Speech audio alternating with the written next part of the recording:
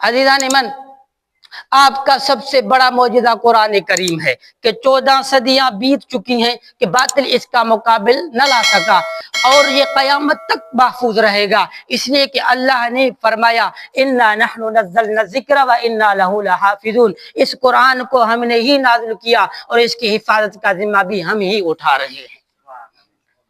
دوسرا معجزہ میرے نبی کا معراج ہے کہ آپ کو آسمانوں اور جنت کی سیر کرائی گئی۔ آپ نے اپنی انگلی کے اشارے سے چاند کو یوں اشارہ کیا، چاند کے 2 ٹکڑے ہو گئے، ایک ٹکڑا مغرب کی جانب، ایک مشرق کی جانب۔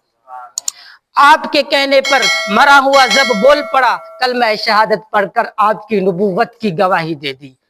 آپ نے اپنی انگلیوں کے سپوروں سے پانی کے چشمے جاری کر دیے۔ آپ اپنا لعاب دہن نمکین پانی میں ڈالتے ہیں، وہ پانی میٹھا ہو جاتا ہے۔ آپ اپنا لعاب دہن مبارک حضرت قتادہ بن نعمان رضی اللہ تعالی عنہ کی زخمی آنکھ پر لگاتے ہیں تو حضرت قتادہ بن نعمان رضی اللہ تعالی عنہ کی زخمی آنکھ ٹھیک ہو جاتی ہے۔ آپ اپنا لعاب دہن مبارک حضرت علی رضی اللہ تعالی عنہ کی آنکھ پر لگاتے ہیں تو حضرت علی رضی اللہ تعالی عنہ کی آنکھ کا درد ختم ہو جاتا ہے۔ آپ جس جانور پہ سوار ہوئے وہ جانور کبھی نہ بھٹکا نہ بھاگا۔ آپ کو درختوں پہاڑوں کے سلام کی آوازیں آتی تھی۔ آپ چلتے تھے دھوپ پر تو آپ پر بادل سایہ کرتا تھا۔